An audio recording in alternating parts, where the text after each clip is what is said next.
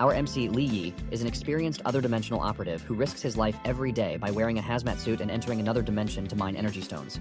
As usual, he is about to enter one of the otherworld portals when the attendant commends him for his good work. He lets him know that at his current pace, he should be able to repay his parents' debt in a year, or just a little over a year. The attendant even tells him that he might be able to buy a small apartment for himself in 3 to 5 years if he continues working hard. Li Yi assures the dude that he is going to work hard, but deep down, he knows he is dipping out of there once he is able to clear his parents' debt. Li Yi is not ready to sit down and work for another 3 to 5 years. Apparently, the radiation in the other dimensions has a 1 in 1,000 chance to awaken an ordinary person into an advanced person. However, the entire situation is deadly since people are only entering the other dimension to survive. On their way to the mission site, fully dressed in their hazmat suit, Li Yi can hear some of his co-workers talking about him. They talk about how his parents died 3 years ago in an accident, and they left him with a debt. Apparently, the group his parents worked for claims that they caused $1 million loss, which left Li Yi in debt. One of the dudes pities Li Yi, but another doesn't. He believes that Li Yi is weak because if he were in Li Yi's shoes, he would have burned down the world just to make sure that the company pays for what they did. Li Yi can practically hear them talk about him, and he cannot believe that they see him as a weak person. He talks about how society has gone insane and made it seem like he is a weakling. When they get to the mission site, the supervisor tells them that everything is ready and all that is left is to get to work. Suddenly, the whole area starts to shake, and one of the workers shouts that everything is about to come crashing down, but another argues that there is nothing to be afraid of since it is just a little earthquake. Another person disputes this, saying they have never heard of an earthquake in the otherworld dimension. Another person backs him up, saying he is an expert in working in these dimensions and he has never heard of an earthquake. One believes that the shake is a result of monsters showing up. Immediately, another suggests that they pack their things and get out of there because he once heard that the place used to be infested with aliens. These are scary creatures that are more deadly than insectoids and beasts. One of the workers agrees with him, saying it is better for them to just stop. Just then, the supervisor screams at them to shut their mouths. He explains that the zone was cleared of aliens by the advanced ones some 3 years ago, so there is no way they are going to show up. He is still scolding his teammates when blood spills everywhere with a long claw impaling him from behind, turning him into a kebab. The others are shocked and left stunned by what they just witnessed, as they don't want to believe that they are not dreaming. They take a better look, and this is when it dawns on them that they are being attacked by aliens. Panic sets in, and they start scrambling to run away for their dear lives. However, the alien chases them down, crushing them, impaling them, and smashing across the room. As Li Yi tries to put some distance between himself and the scary aliens, he wonders if this is actually going to help since the exit is over 10 kilometers away. They are being trashed around more than they can actually handle. Li Yi is making an impressive run until the aliens throw one of his coworkers at him, causing him to crash to the ground. He manages to get on all fours, but before he can stand up, some of his teammates have made it to the truck. Those who did had no intention of waiting for the others as they started the truck and rode away. Li Yi screams at them, begging to be taken with them. However, the escapees soon meet a grim fate as the aliens intercept them and tear open the truck roof to grab the humans trying to escape. Their cries for help echo through the entire area. The truck crashes, and the aliens mobilize to finish off the remaining humans in the truck. Before they can reach the truck, it catches fire and explodes. Some of the aliens get caught in the fire, and Li Yi watches them die. This is when it dawns on our MC that their weakness is fire. He decides to give it a try when he sees a burning stick beside him. An alien leaps toward him at that same moment, aiming to tear his head apart. Li Yi runs toward the burning stick and grabs it just in time, and he frantically swings it. Surprisingly, the alien backs off, and this confirms Li Yi's theory that the aliens are scared of fire. Li Yi then screams at the top of his voice, telling his coworkers that the aliens are scared of fire. Apparently, 10 years ago, gates appeared all over the world. Through the gates, insectoids, beasts, and aliens from the dimensional realms flooded through and invaded the Earth. Only those who were awakened by radiation possessed the power to fight these monsters. With the awakened humans, humanity is able to close the gates and also open a new era of exploration and development of new dimensional energy for humanity. Unfortunately for Li Yi and his coworkers, they are not advanced or awakened people. They are a bunch of ordinary dudes who are basically surviving in this world with everything that they can. After Li Yi told them the secret to repelling the aliens, his coworkers moved over to where he was and started gathering all the flammable materials as possible. One of the men points out the obvious fact that the torch they are holding won't last for eternity. Li Yi then suggests that they head to the storage room. He reminds everyone that there is gasoline inside the storage room, and if they block the entrance with fire, they should be able to stay alive until the rescue team arrives. This suggestion is accepted, and the team forms a tight-knit circle so that they can block all openings while they slowly move to the storage room. Just as they reach the entrance of the storage room, Li Yi orders the gasoline to be poured at the entrance. Immediately, they get to work and pour gasoline on the ground. Once the gasoline has spread enough, Li Yi and his coworkers throw their torches into the flowing gasoline. This immediately creates a fire barricade that catches one of the aliens and roasts it to death. The others are forced to watch their comrade die in the fire, while their prey is on the other side of the raging fire. Once they are safe, the workers start thanking Li Yi for saving them because without him, they sure would have died at the hands of the aliens. They start giving him assurances that they are going to help him if he ever needs it. Just then, Li Yi notices a weird-looking statue in the room, and he calls their attention to it. One of the workers who knows about the statue reveals that it was discovered long ago in the mine shaft, and the supervisor wanted to sell it on the black market, which was why he stored it in the room. Li Yi stares at the statue and figures out that it is pretty ancient. One of them gets on the radio to call for help. He reaches the operations center and lets them know that they need immediate help because they are under attack. The attendant who received the call assures them that their request has been taken into consideration, but urges them to keep themselves safe in the meantime because rescue will arrive in about 2 hours. Hearing 2 hours sets another wave of panic through the group, and before they could make any further requests or complaints, the line went dead. They are worried because their suit can only last for a maximum of 1.5 hours, which means that they will be dead long before help actually arrives. One of them suggests that they get into the truck inside the storage room and try to evade the aliens. Li Yi checks the reserve level on his suit, and he sees 61%. Li Yi hopes that the rescue team gets to them before their suits run out of power. Just then, one annoying dude calls everyone's attention to himself. He lets them know that he has a solution to the problem. Since everyone's suit won't last until they are rescued, he believes that someone should make a sacrifice. He points out that the useless ones among them are the old dudes and the orphans, so they make for the perfect materials to be discarded. He adds that they have no one, and they are in debt, so death will be mercy for them. He suggests that they surrender their suit's battery, but Li Yi makes his stand. The bad guy then hits him with the stick he is holding, scolding him for trying to make a stand. The pain from the hit causes Li Yi to crash to his knees.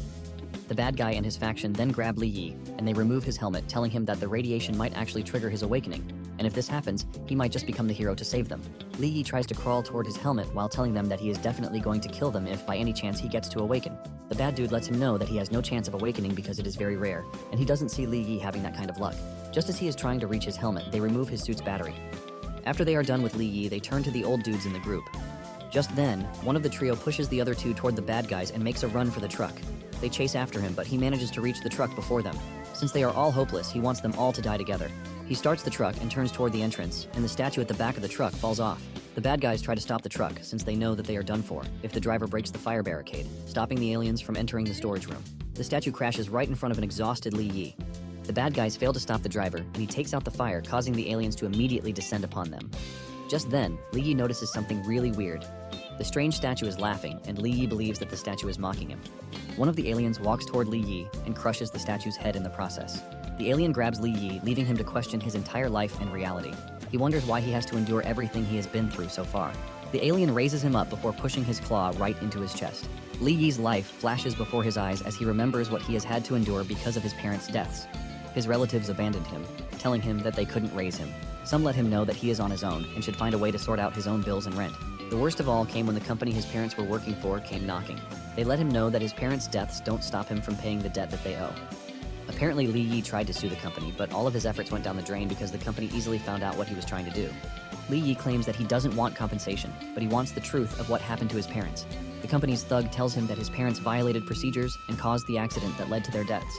They let him know that there is no compensation for him, but they will make his life harder by requesting that he pay back the millions that they lost due to the accident.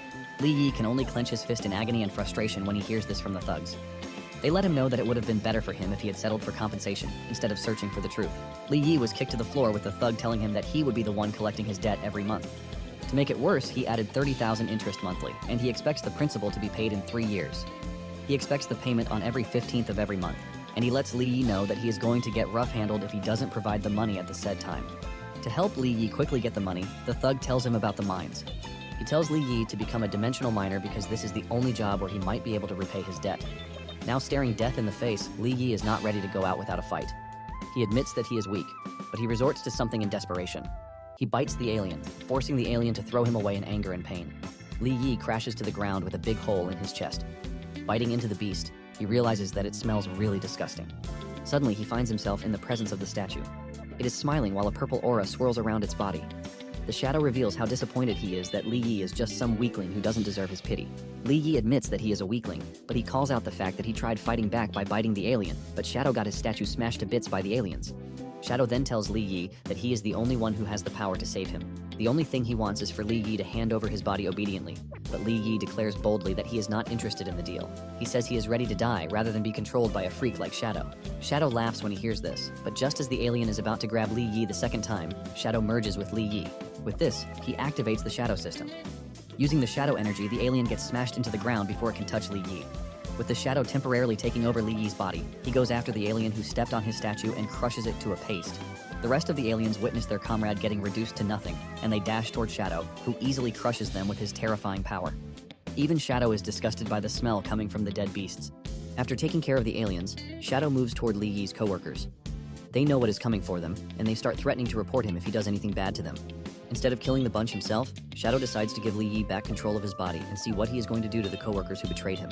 Li Yi grabs the traitors with Shadow's powers while they beg him to spare them, claiming that they did what they did so that they can survive. They even gaslight him, telling him that he would not have become an advanced person if they didn't do what they did to him. Li Yi is shocked to hear this as he asks them if they expect his gratitude for what happened. The bunch believes that they have gotten through to him, and they tell him that there is no need for him to thank them. They let him know that letting them go is all they want. Li Yi then agrees to let them go and even adds a bonus to it. Li Yi removes their helmets, exposing them to the radiation, and they start coughing out blood in literal seconds. After taking out the traitors, Li Yi walks over to the two outcasts. They are already begging to be spared, telling Li Yi that they didn't do anything wrong. Li Yi knows this and he drops 2 batteries for them, telling them to make use of them until rescue arrives. Shadow then tells Li Yi to stop acting all righteous and kind because it will only lead him into trouble.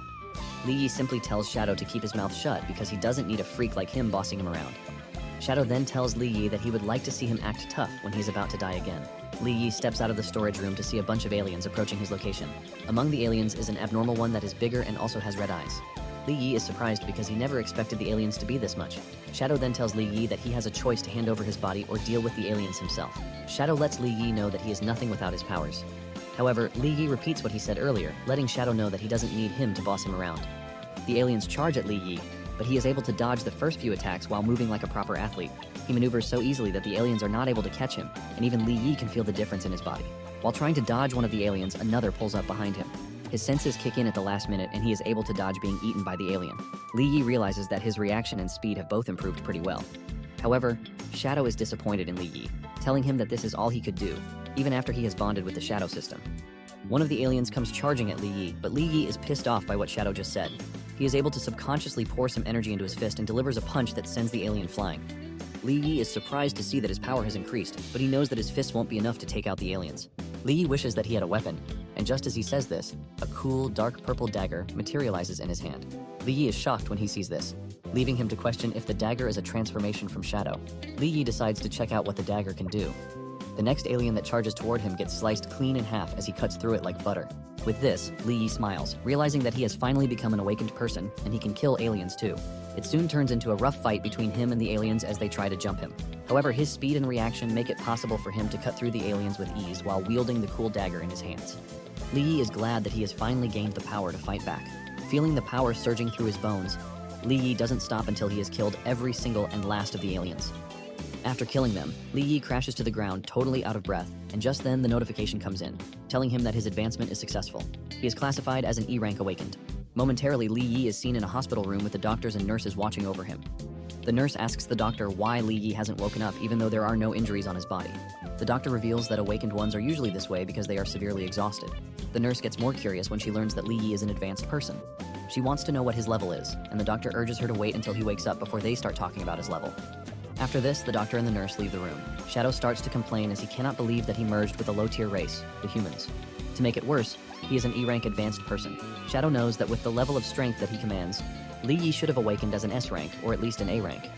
However, he is interested in why an E-rank like Li Yi was able to trigger the Shadow system. Shadow knows that it would be difficult for an E-rank to handle the totality of his power. Just then, Li Yi wakes up, and he realizes that Shadow is still there. He asks him what he is and why he is clinging to him. Shadow then tells Li Yi that he is an ancient supreme entropic, one of the entropic clan, and he is the ruler of all dimensions and otherworldly prisons. Shadow orders Li Yi to release his body to him, and he promises to reward him after he claims his throne. Li Yi believes that Shadow is spewing nonsense because this is the first time he will hear of anything supreme or entropic for that matter. Li Yi knows that there is no freaking way he is handing over his body to Shadow. Li Yi compares Shadow to an ugly cockroach, but Shadow can clearly hear him. But instead of arguing with him, he just tells him to hand over his body because this is the only usefulness he has left. Li Yi then drifts into another train of thought, wondering if Shadow is lusting after his body because he is handsome. However, Li Yi knows not to provoke Shadow as he is displaying some really psychotic behaviors. Li Yi starts thinking of the solutions he has. He thinks of dying so that Shadow will finally leave him alone. A lot of trash things fly through his head, and Shadow finally gets tired of the stupid things he is thinking about. Shadow screams at Li Yi, letting him know that he would have gladly chosen a dog over him if he had a choice back in the zone. Just then, Shadow transports them into a cave. Shadow tells Li Yi that he has 3 days to reach D class, or else he is going to wipe him off the face of the earth. Li Yi is dazed and disoriented because the last thing he remembers is being in the hospital. He wonders where he is, and Shadow reveals that they are currently in an otherworldly E-class trial site. This is the site made use of by his clan, and it is called the Insect Nest. Apparently, every member of the Chintian race can only take part once after they reach the drinking age. Since Li Yi has merged with Shadow, he has been able to refresh the trial attempt. Suddenly, Li Yi finds himself in the presence of a beast, the shield carapace beetle. Li Yi is surprised that he knows the name of the beast, even though it is his first time seeing it. Shadow then tells him that the shadow system that he blessed him with will let him have access to his knowledge bank. Li Yi then whips out his cool dagger, and he makes some quick, flashy moves before trying to attack the beetle from behind. He manages to use his speed to get to the beetle's back to land a hit, but his attack bounces off the beetle's hard shell. The beetle then returns the favor by attacking Li Yi, but Li Yi manages to block the hit with his dagger. He is thrown backwards, but he maintains his balance by pushing his dagger into the ground. Li Yi is left confused since the beast has a really tough outer shell. Shadow wastes no time, calling Li Yi a useless fool, asking him if his only tactic is brute force. Li Yi lets Shadow know that his method of combat is none of his business. With this, Li Yi goes after the beetle again, but Shadow lets Li Yi know that he won't be there to help him if he loses. Li Yi lands another hit, but this bounces off again, leaving him to wonder if the beetle even has a weak point. While thinking of this, Li Yi loses himself in the moment, giving room to an opening that allows the beetle to send him flying. He crashes into a wall, leaving a massive dent while coughing out blood, and Shadow calls him a trash weakling, urging him to get up. Suddenly, Li Yi notices a greenish liquid on his shoulder, raising the question of what it is. He looks up to see that the greenish liquid is coming out from one of the beetle's arms. This is when he realizes that the green liquid is the beetle's blood. Li Yi smiles because he has finally found the beetle's weakness. This realization changes the dynamic of the battle as Li Yi attacks the beast ferociously. After some really good effort, he is able to cut off one of the beetle's legs, but Shadow just makes fun of him, asking him what the point of breaking just one leg is after all the effort he just put into it. However, Li Yi knows what he is doing because with one of the beetle's legs gone, he now has more access to get to the beetle's weak point. As if the beetle knows what Li Yi is planning, it backs up a bit. Shadow wonders what Li Yi means by weak point. To access the weak point, Li Yi figures out that he needs a better weapon. Just then, a purple spear materializes in his hands just like the dagger. Armed with the spear, he dashes toward the beetle and gets underneath it. He pushes the spear into the beast's underbelly, causing it to scream in pain. Li Yi tears through its underbelly and reveals that the reason the beetle is lying down the way it is because its weak point is on its abdomen. Using his strength, he tears the bug from the abdomen, and he finally defeats it. Li Yi is proud that he won, but Shadow just throws a dig at him, telling him that he is exhausted from killing a single E-rank beetle. The remains of the beetle are a blue jewel, and Li Yi grabs it, telling Shadow that he can feel power rushing into him. Shadow then reveals that the jewel is an energy stone, which can sometimes boost his ability level. By consuming the energy stone, Li Yi's advancement to the next level takes another step forward. Suddenly, Li Yi feels something coming toward him from one of the pathways, but he can't see it. Shadow then suggests that Li Yi use his Shadow Eye, but Li Yi is generally confused about what the Shadow Eye means. Shadow then tells Li Yi to gather energy into his eye, and with this, he will be able to activate the Shadow Eye. Li Yi does as told, allowing the energy to flow through his body directly into his left eye. His left eye comes on in a purplish flame, and at that moment, he sees a projectile heading straight for him. Behind the projectile is the beast that fired it. At the last minute, he is able to dodge the projectile as he leaps into the air. The projectile hits the wall and punctures it while leaving behind a green substance. Li Yi cannot believe how fast the projectile is, but before he can get a minute to rest, another one comes straight at him.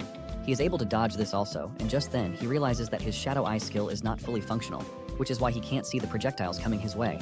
Shadow lets him know that the Shadow Eye skill is pretty functional, but he is just a weakling who can't use it properly. Li Yi doesn't like hearing the word weak, and because of this he decides to gather even more energy into his eyes.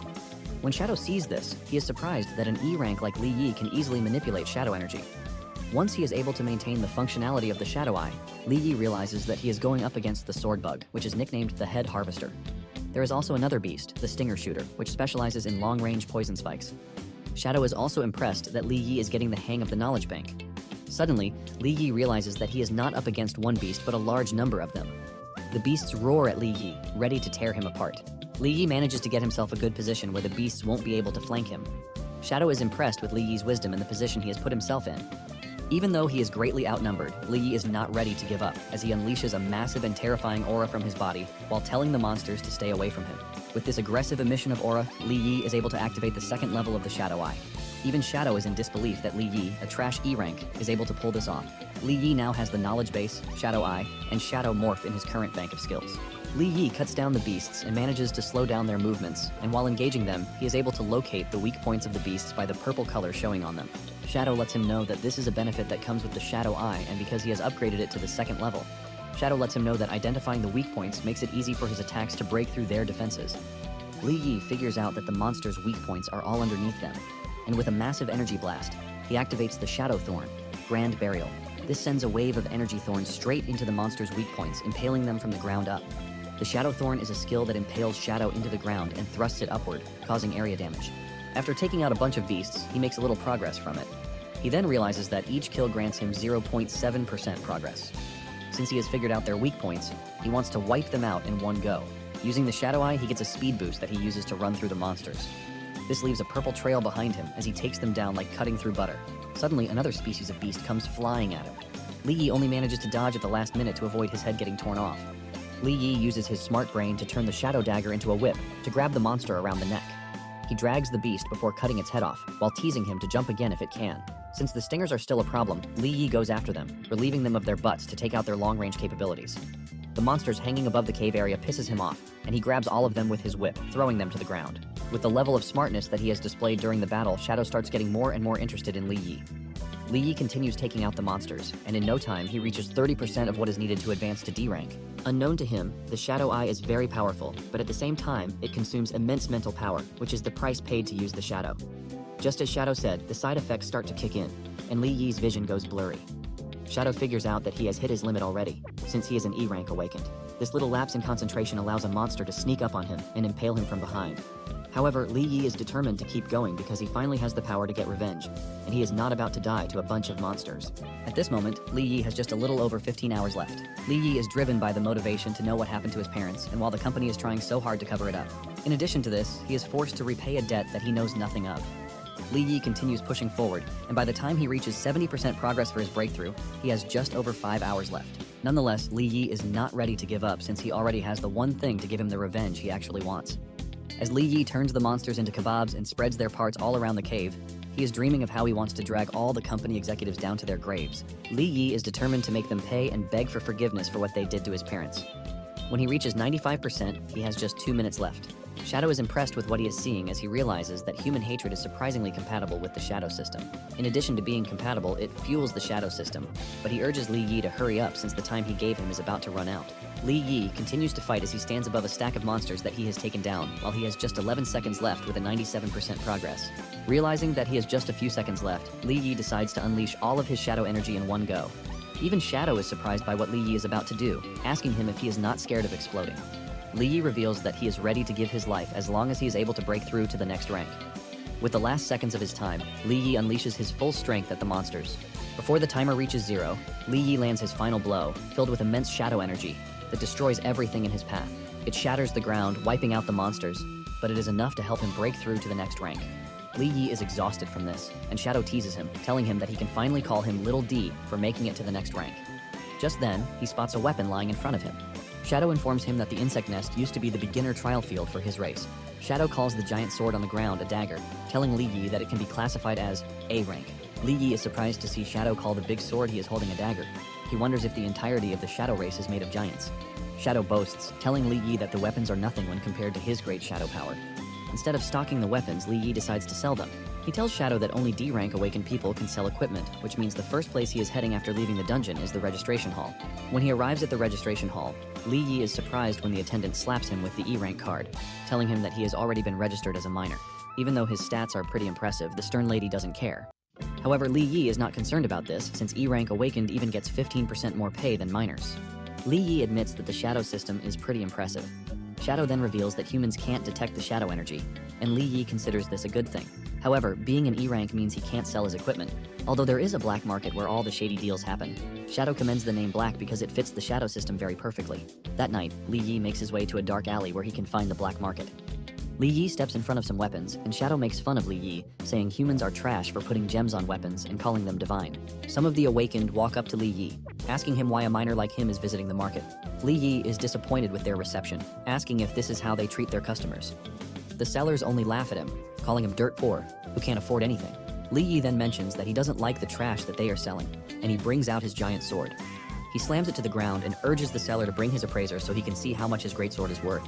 Just then, a rude lady, Su-ching, who is a trash civilian, enters the room holding her boyfriend, Jo Huo. She asks why someone as dirty and poor as Li Yi is inside the establishment.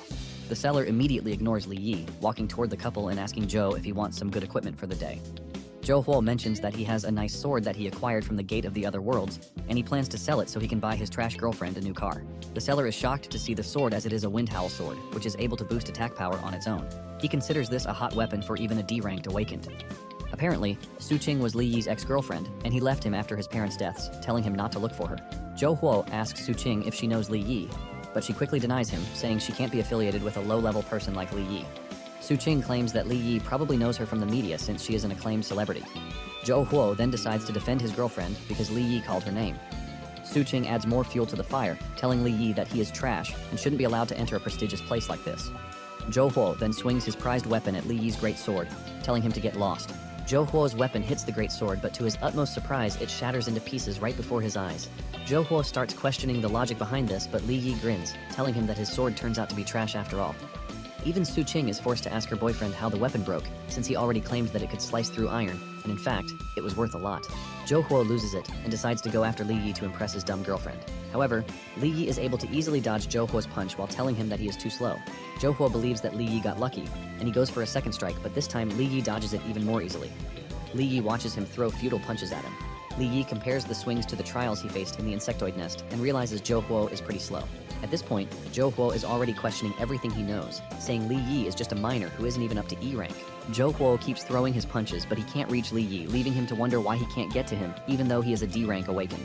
Jo Huo gets really mad and leaps into the air, telling Li Yi to crawl back to the mines where he belongs. Li Yi then uses the shadow energy to make a whip, and he grabs Jo Huo by the wrist, telling him that he is a dog who should crawl back to the surface. Li Yi smashes him to the ground, causing him pain as he screams. Su-ching rushes over to Jo Huo as he tries to get back on his feet. Li Yi grins, mocking Jo Huo for being a dog. This gets him mad again, and he gets back on his feet. He charges in Li Yi's direction, but a voice echoes through the room, telling them to stop. It turns out to be a supervisor, Wang, and he is D-rank awakened. He tells Zhuo that he might be a long-time customer, but this doesn't give him the right to fight in his shop. Su-ching tries to defend her boyfriend, telling Wang that Li Yi broke Zhuo's sword, which is why he crashed out. Wang is surprised when he learns that Li Yi is a minor. He walks toward Li Yi, asking him if it is true that he broke Zhou's sword. In his defense, Li Yi mentions that Zhou was the one who attacked him first. Li Yi believes that with this, he is justified. Wang then turns to Zhou to confirm what Li Yi just said. The two quickly make a plan to collect Li Yi's sword so that they can share the money among themselves. Wang then tries to come on as a good person, telling Li Yi that he is willing to be a mediator. He asks to take a look at the sword in Li Yi's hand, and Li Yi gladly gives it to him. Wang collects the sword, and he is forced to hold it with two hands because it weighs over 100 pounds. This surprises him, as he cannot believe that Li Yi is able to carry this easily, and he starts to wonder if Li Yi is an awakened. He decides to test Li Yi's limits before he makes a move. He asks Li Yi where he got the sword since he is a minor. Li Yi is surprised by the question, asking Wang when black markets start to check owner IDs and item origins. Wang then says he was only curious, but assures Li Yi that he is free not to say if he doesn't want to. Li Yi then tells the dude that it was a sword that he picked up during mining. Wang's eyes light up in excitement, believing that Li Yi is truly a lowly miner.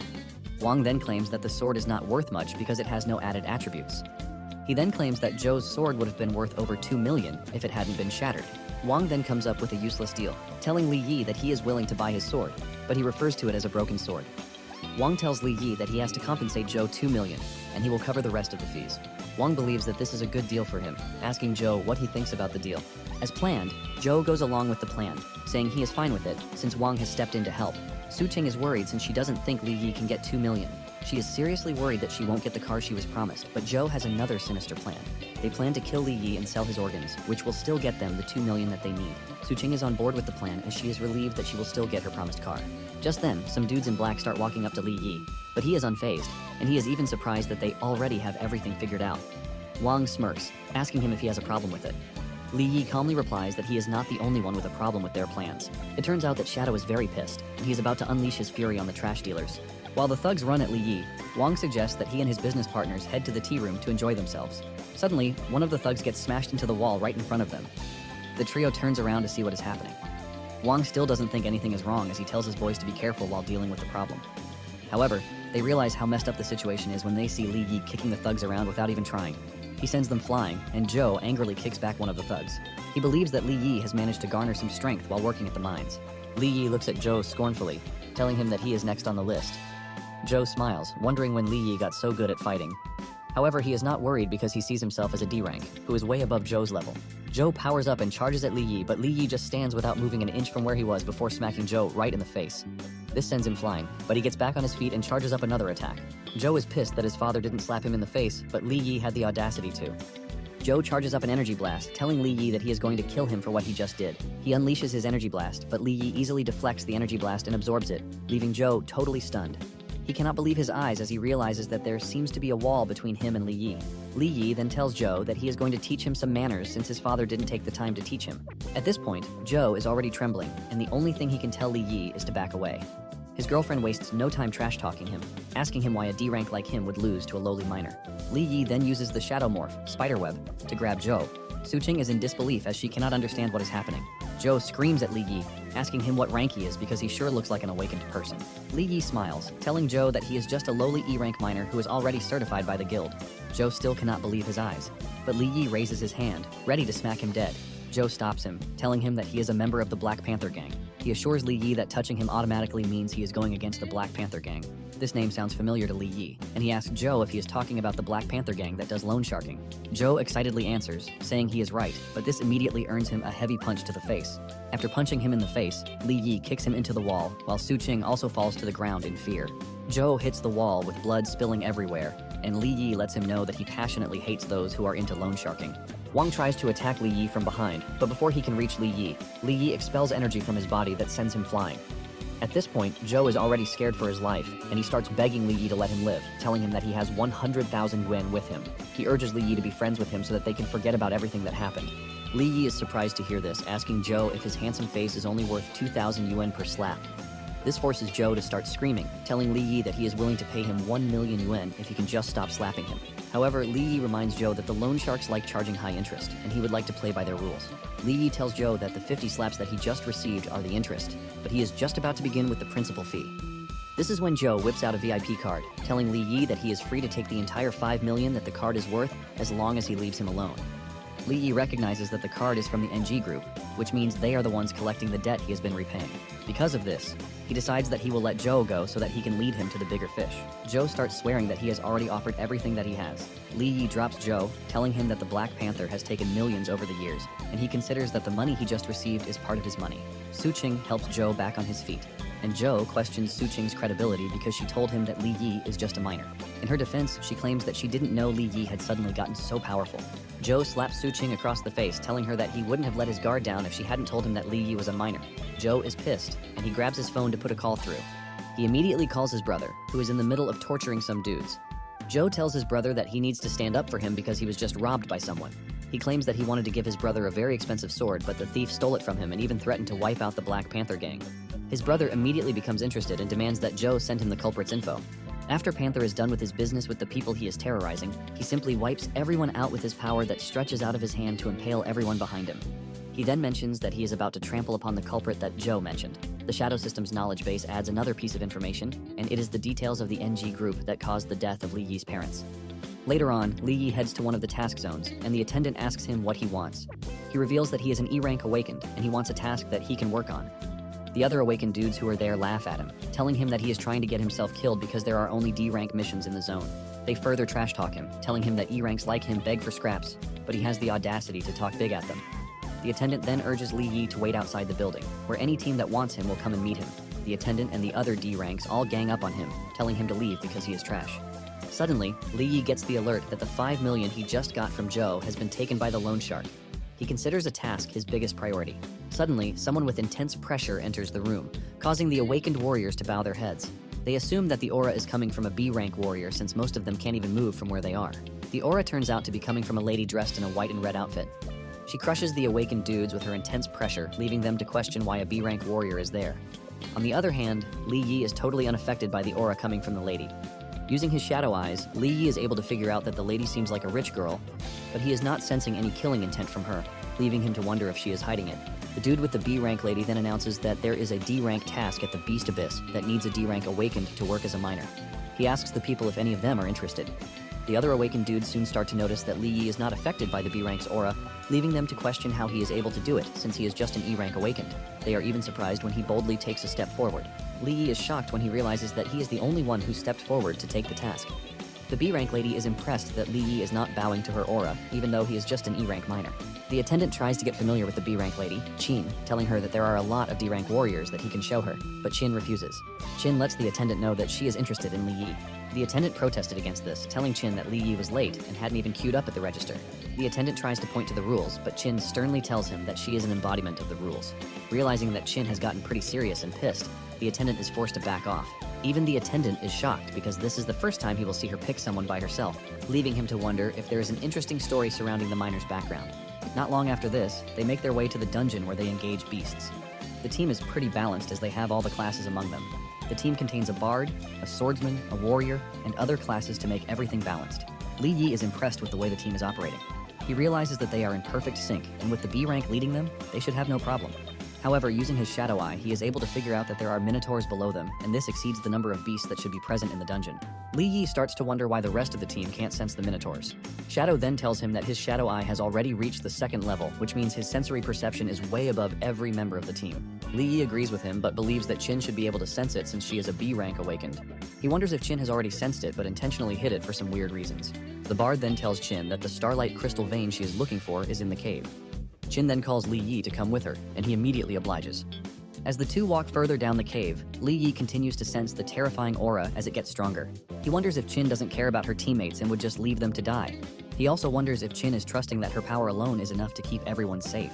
Suddenly, the ground under the two gives in, causing them to fall in. The other team members scream as the two fall into the hole below. Li Yi and Qin land perfectly without sustaining any injury. Just then, they come face to face with a D-rank Minotaur Beastman that is ready to tear everything in its path to shreds. Just then, Qin unsheathes her sword, and Li Yi is relieved that she is about to make a move. Just then, Qin does something surprising. She starts to retreat while telling Li Yi to move forward, assuring him that she is going to cover him. Li Yi is surprised to hear this, reminding Qin that he is just an E-rank minor. Suddenly, Qin falls to her knees, begging Li Yi to engage the beast. Li Yi is surprised that a B-rank like her is refusing to fight while edging him to fight. Li Yi remembers that he is getting paid a miner's wages, and he doesn't think it would be nice for him to risk his life. Suddenly, Qin assures Li Yi that she is going to give him 1 million yuan if he can just take out the beasts. Because money is involved, Li Yi assures the lady that he will get himself involved. Li Yi drops the bag he is carrying and whips out the dagger. Li Yi walks toward the beasts, and they all rush toward him like hungry freaks. One of the beasts escapes his grasp and heads toward Qin. Li Yi is scared that his 1 million is about to enter the bin, but Qin unleashes an energy beam to push the beasts away when she realizes that she is in danger. Li Yi is glad that she actually has a move up her sleeve to protect herself, and this tells him that he misjudged her.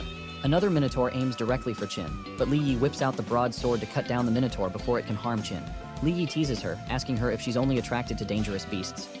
Qin acts like a kid and starts to cry. Qin walks away, telling Li Yi that the beasts are his to handle. Li Yi has no choice but to cut through the beasts. Qin believes that she's safe until she runs into a scary Minotaur with red eyes. Qin runs backwards, staring at the scary beast and wondering why it's not afraid of her. Just then, the beast raises its weapon, ready to strike Qin down. Qin is watching this from where he is, and he starts wondering why Qin is not fighting back, even though she has the power to. Just as the monster's attack is about to hit her, the bracelet she is wearing activates a red energy surge that throws the beast away. Li Yi watches as the Minotaur is sent flying into the distance. Once Qin is safe, the bracelet cracks, and Li Yi realizes that it's a protective charm. This is when it dawns on him that Qin is not using her own powers to fight the monsters. Li Yi then asks Qin if she's a non-combat B-rank awakened. Qin subtly ignores the question but urges Li Yi to keep the entire thing a secret when they return to the surface. Li Yi is willing to do this, but lets Qin know that it's going to cost her more money. Just then, a new wave of Minotaurs shows up on site. Li Yi wonders why the beasts are coming after Qin. Li Yi then activates his shadow eye, and he is able to detect the bard, who was concealing his presence. He is also able to figure out that the Minotaurs are acting abnormally. Qin is about to be crushed to death by one of the Minotaurs, but she calls on her knight in shining armor, who rushes over to save her. He cuts down the Minotaur with the broadsword, and he quickly figures out that things won't end the way they are going. The Minotaurs keep pouring in, and Li Yi knows that he can't use a powerful skill because he might end up hurting Qin. Li Yi figures out that getting trapped in his current situation basically means death for him. He then comes up with a bright idea. Since the enemy is after Qin, he plans to draw the enemy out by using Qin as bait. Li Yi uses his shadow energy and turns it into chains that he grabs the Minotaurs with. He then tells Qin to be careful of sneak attacks. Li Yi walks away from her and starts cutting down the monsters in front of him. Qin is shocked and confused by this as she starts asking Li Yi what he means by that. Once the enemy controlling the Minotaurs figures out that Li Yi is focused on the Minotaurs, he quickly turns his attention to Qin. He is relieved that Li Yi didn't ruin his precious plan. Just then, the bard appears behind Qin, ready to take her out. Apparently he has a beef with her father, and he wants to take it out on her. Just as he is about to push a blade into Qin, his arm suddenly falls off, and it turns out that Li Yi reached him in a matter of seconds, cutting off his arm. The bard watches as his arm falls off, and Li Yi informs Qin that the bard is the one controlling the Minotaurs to attack her. Qin is shocked to see that her party member, Ludan, is the one who is plotting against her. Realizing that he has been exposed, Ludan smiles, blaming himself for letting his guard down and falling to a lowly miner. However, he assures Li Yi that he has not won the battle just yet. Ludan unleashes a red aura from his body, and this attracts all the Minotaurs in the area. Ludan lets Li Yi know that he is about to show him what his skill can actually do. From the aura, Li Yi figures out that Ludan is a C rank awakened. But Qin lets him know that Ludan is only strengthening himself by taking the life force of the Minotaurs.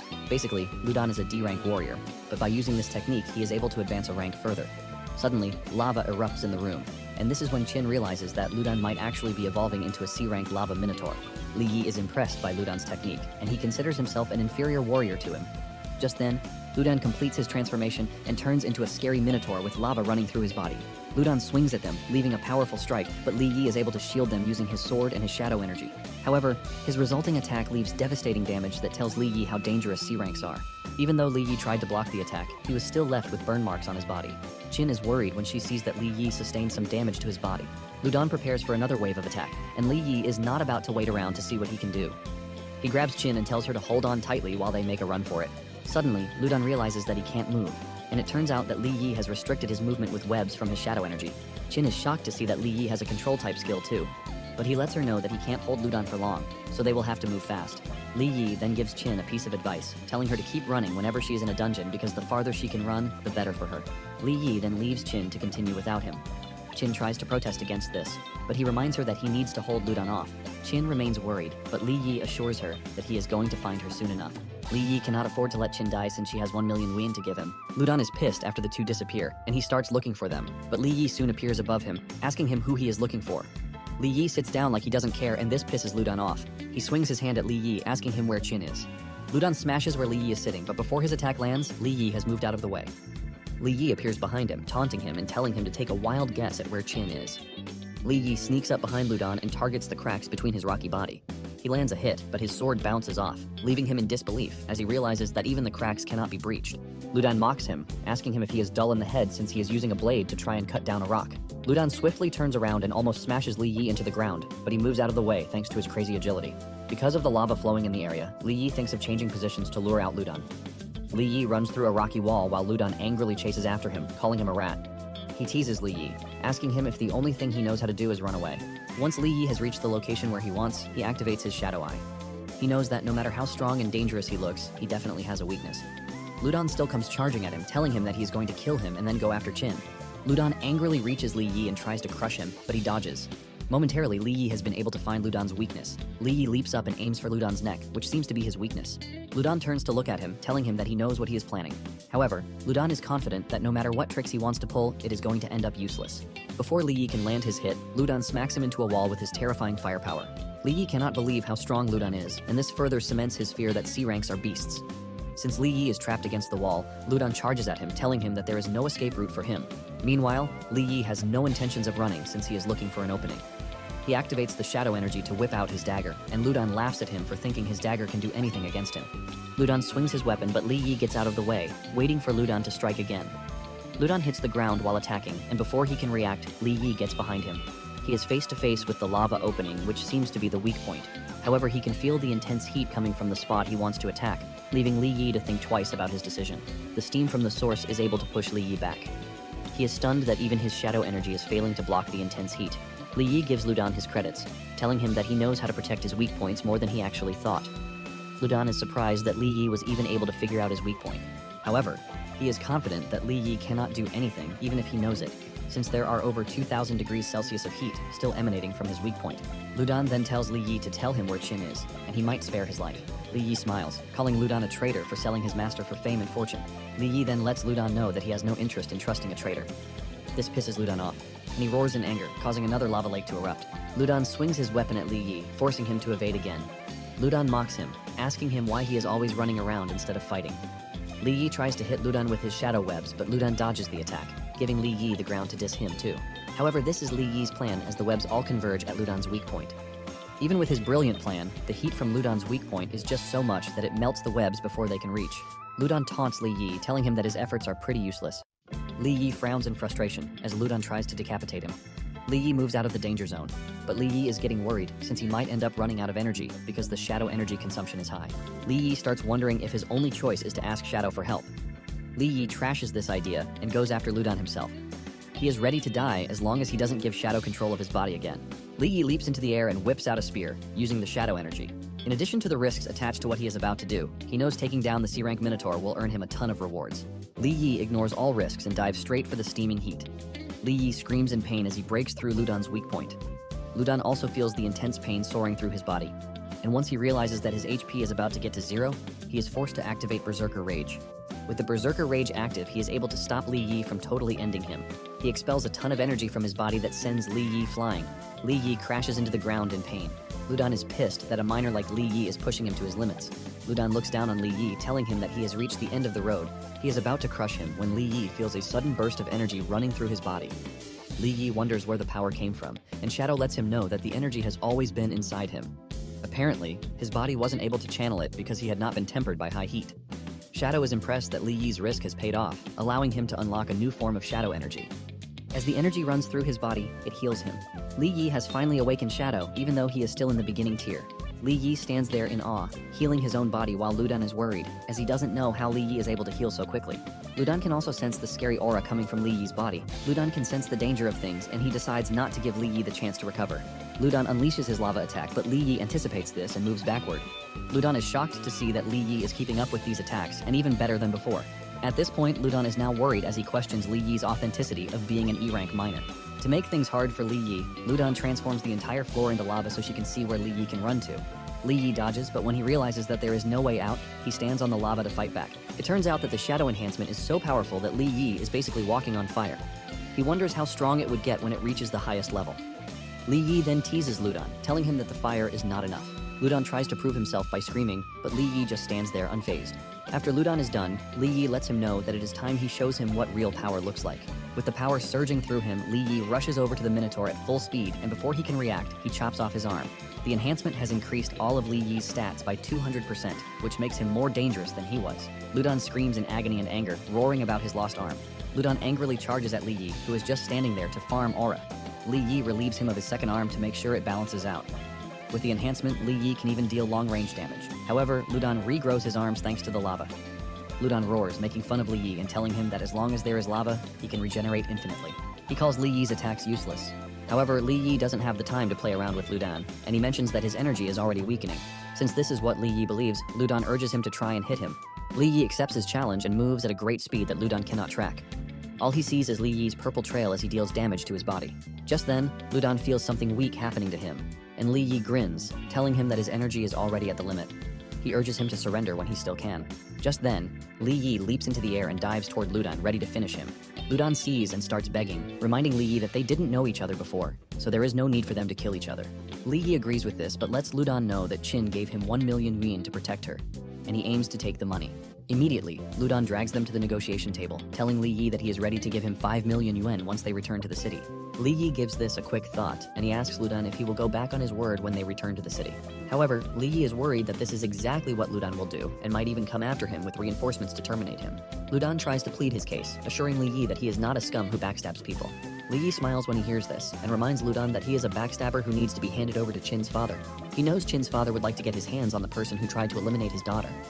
Li Yi points out that saving Qin and capturing an internal traitor would earn him a huge favor from the head of Longmen 3rd Street, who is Qin's father, and he lets Ludan know that this is worth more than the 5 million he is offering. When Ludan hears this, he realizes that falling into Mr. Qin's hands means death, but not only for him. His entire family will have to pay for his sins. Realizing that he has no way out, Ludan resorts to something drastic. He pulls out a blue shard, which Shadow recognizes as the shard of the gate to the other world. Shadow tells Li Yi that if Ludan manages to destroy the shard, the dungeon will lose its only connection to the outside world, causing the portal to vanish while everyone remains trapped in the dungeon forever. Li Yi is shocked by this, and Ludan smiles, telling Li Yi that he forced him to make a drastic decision. Li Yi immediately swings into action, and before Ludan can even crush the shard, Li Yi moves at great speed. He grabs the shard from Ludan, leaving him empty-handed. Ludan is shocked, but while he is still looking at his bare hand, Li Yi makes the move to finish him off. Li Yi breaks through his weak point, shattering every bit of energy left in Ludan. Ludan screams in agony as he crashes to the ground. After his defeat, the energy core inside his body emerges, and just then, the entire area starts to vibrate, and Shadow lets him know that the dungeon is collapsing because the Minotaur is dead. Li Yi and the other awakened warriors exit the dungeon before anything happens. The others talk about how scared they are when the entire dungeon starts shaking. They are glad that they managed to get out of the dungeon alive. Qin is impressed with Li Yi's feat, and mentions that she never expected him to be strong way above his rank. She then offers him a deal, asking him if he is interested in joining Longmen 3rd Street, assuring him that her father will never mistreat him. Li Yi reveals that he has no intentions of joining any guild or faction at the moment, and he also begs Qin to keep his powers a secret. Qin agrees to this and hands him his 1 million yuan, telling him that he deserved it. Li Yi takes the money with gratitude, and he pulls out his giant sword, asking Qin if her faction has a sword like it. Qin checks it out, and she figures out that the sword doesn't have an energy signature, but the material used in making the sword is something else. Qin tells Li Yi that she will be taking the sword for appraisal, and she promises to pay him everything that the sword is worth. With this, Li Yi takes his leave. He easily figures out that Qin is knowledgeable when it comes to weapons. Li Yi is ready to see all his gear and equipment through her if she can get the proper value of the great sword. However, if she turns out to be like Wang and Zhou, Li Yi believes that he has already gotten a good deal from the 1 million yuan that he collected. Later that day, Li Yi checks out the shard of the gate to the other world, wondering if it is really important. Shadow then tells him that he can help him reach S rank or even higher if he manages to gather enough shards. Li Yi is interested in the offer since S rank doesn't seem like a bad deal. It turns out that Shadow is worried about the other world reappearing and realizes that he needs to get stronger, but the only way is through Li Yi. Shadow needs power because at some point, they will have no choice but to fight very powerful beings who are way above their league. Shadow thinks of telling Li Yi, but decides not to because it is too early. Shadow believes that this will scare him, and it is advisable that he just allows him to grow stronger first. With his fight against Ludan, he managed to acquire the Shadow Enhancement, which adds to his list of skills. Shortly afterward, Li Yi visits a rift zone owned by the NG group. The rift zone has been sealed off because of an accident, but Li Yi is surprised that they have a bunch of guards patrolling the zone. Li Yi assesses the situation and easily figures out that with his current level of strength, he doesn't have what it takes to get the truth yet. Shadow then asks Li Yi why he needs to investigate an E-rank rift zone. Li Yi reveals that the place holds the truth about the death of his parents. After his parents died, the NG group offered him 200,000 yuan as compensation for their deaths. They urged him to take the money and sign an accidental death acknowledgement. Li Yi is shocked when he sees this, and the supervisor asks him why he is acting so shocked. He wants to know if the money he offered is not enough for him. And this is when Li Yi mentions that he doesn't need money but wants to know the truth about what happened to his parents.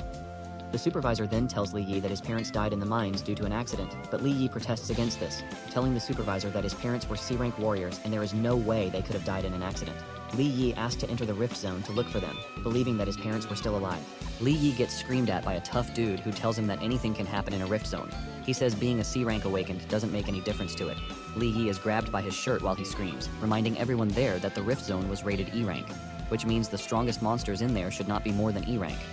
He also adds that they should have been able to retreat safely, even if they were attacked by monsters. The tough dude gets mad, asking Li Yi if he's trying to get more money out of the group.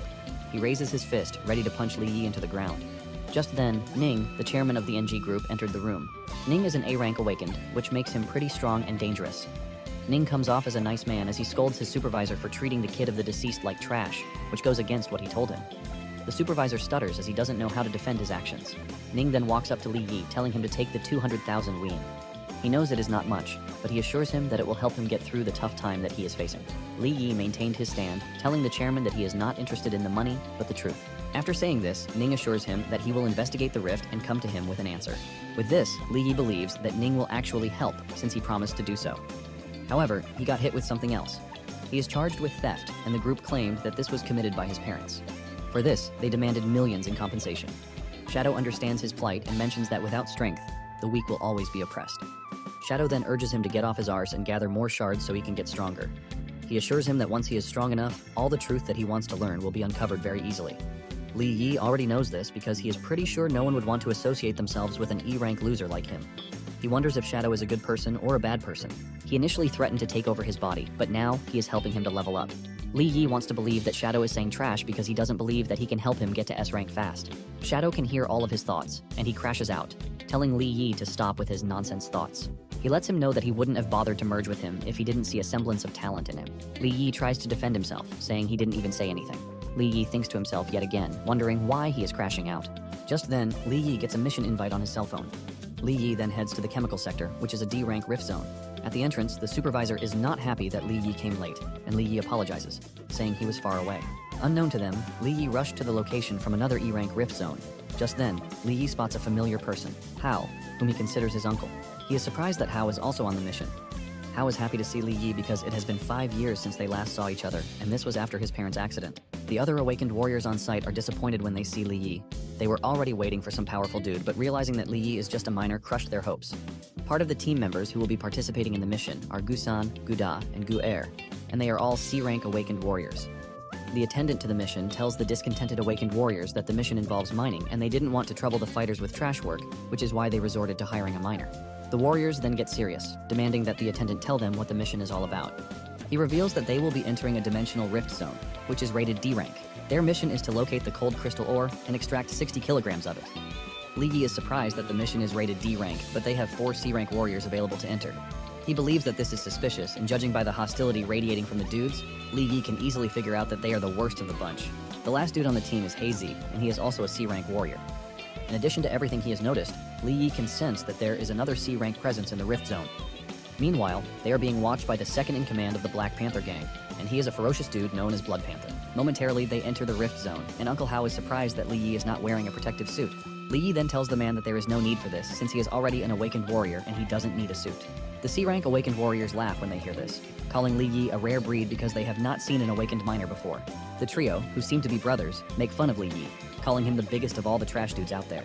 Hao quickly turns to Li Yi, urging him not to mind whatever they are saying, and Li Yi assures the man that he is not foolish enough to try anything. As they continue their journey, Li Yi figures out that the woods and the bushes are all arranged in a way that makes it easy for someone to hide. Li Yi is also getting the chills that something sinister is watching them, or at least lurking around. Suddenly, the faint aura passes him by, and Li Yi figures out that whatever is watching them can't wait to get them. Li Yi takes a look around and realizes that Hazy is being careful, which means he has also gotten the feeling that something is off. Hazy wonders if he is trying to hide and observe from the shadows, or if there is something else going on that he hasn't figured out yet. Li Yi and Hao soon get screamed at by the Gu brothers, who urge them to move faster. Hao doesn't want any trouble, and he urges Li Yi to walk faster. Li Yi then decides to use this to his advantage. He wants to run ahead faster and hide so he can investigate whatever it is that is happening. He picks up the pace, and when he realizes that Hao can't keep up, he grabs him. He dashes off at a great speed, shocking the Gu brothers, who start to wonder how an E-rank miner is able to move at such an insane speed. One of the brothers wants to stop the two, but his other brother tells him not to worry. Since the two are weak, he believes that they are just going to meet their deaths ahead. Meanwhile, Blood Panther is right above the Gu brothers, and he is wondering where the others are. He believed that they had sensed danger and disappeared. Even with this, he is not worried since he believes that they are only making the game fun for him. Just then, one of the Gu brothers mentions that there is something off about the mission because he has been getting the weird feeling that they are being watched since the very beginning. The leader urges him to stop being paranoid because it is just a D-rank mission, and since they are all C-rank awakened warriors, he believes that there is nothing they can't handle. However, the third dude agrees with what the first one says, revealing that there is a weird feeling in the air. He suggests that they should turn back, but the first brother urges the third brother to stop being paranoid. Suddenly, the third brother gets caught in the Blood Panther's blood webs, shocking the other two. The two jump backward when they see this, and Blood Panther asks the third brother why he is trying to leave when the game has just begun. It turns out that the trio is familiar with Blood Panther and his tactics. The first brother urges Blood Panther to release his third brother and mention whatever it is that he wants. At this point, the third brother is already panicking as he asks his brothers for help. Blood Panther then reveals that the trio has been getting on the nerves of the Black Panther gang over and over again. Because of this, he lets them know that there is nothing to talk about. Since he already has his claws in the third brother, it makes it easy for him to cut him into pieces like he is nothing. The second brother gets mad as he watches his brother die. He dashes toward Blood Panther, telling him that he is going to fight him till death. The first brother tries warning the second brother of the dangers, but it is already too late as he gets himself caught up in the Blood Panther's trap. The second brother has his entire body in the Panther's web trap, and the Blood Panther makes fun of him, telling him that he is not qualified to fight him. Without moving an inch, Blood Panther cuts the second brother to shreds right in front of the first brother. Fear cripples the first brother, and he basically calls Blood Panther a freaking monster. The first brother gets scared and makes a run for it, but this only excites the Blood Panther, who tells the first brother that scared prey is the most delicious of all. As he runs through the woods, he screams for help. Later on, Li Yi and Hao sit down to rest. Hao asks Li Yi why he left the awakened warriors behind. Li Yi then asks Hao if he has offended anyone lately. Maybe someone from a powerful faction or group. Hao replies that he is just a simple miner and he has no reason to offend anyone. Hao asks him why he would think such a thing, and Li Yi simply replies that the mission they have been given is a death trap. Li Yi figures out that someone is planning to wipe them all out in the zone. Hao gets scared when he hears this, and Li Yi urges him to tell him if there is anything that he has done wrong.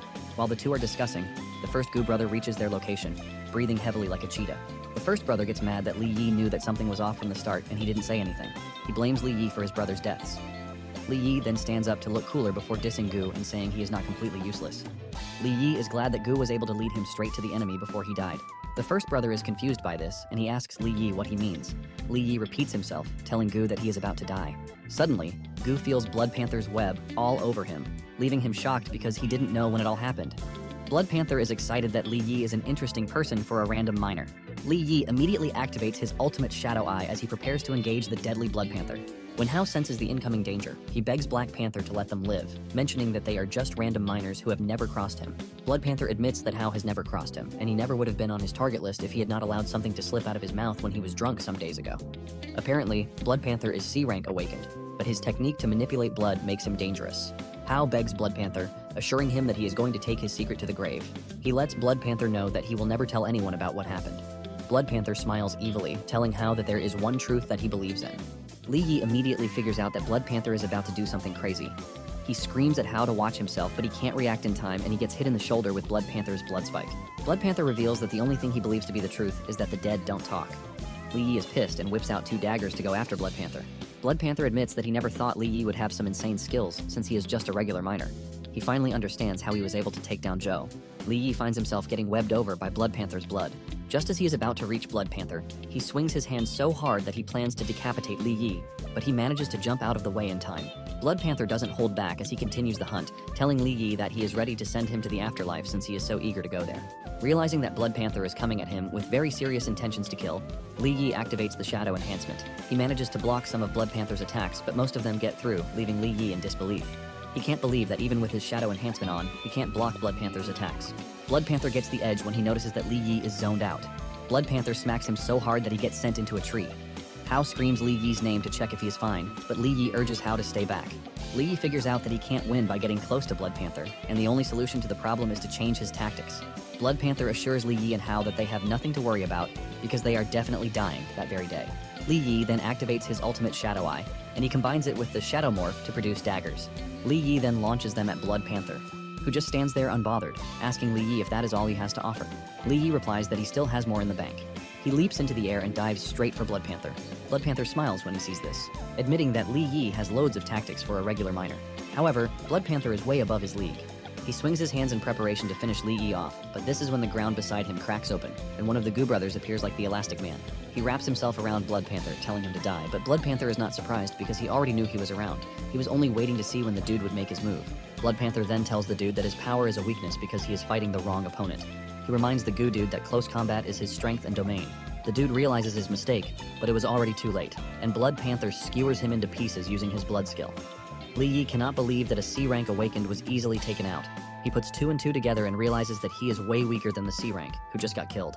He grabs Hao, telling him that their best bet would be to run away before they get skewered just like the Gu brother.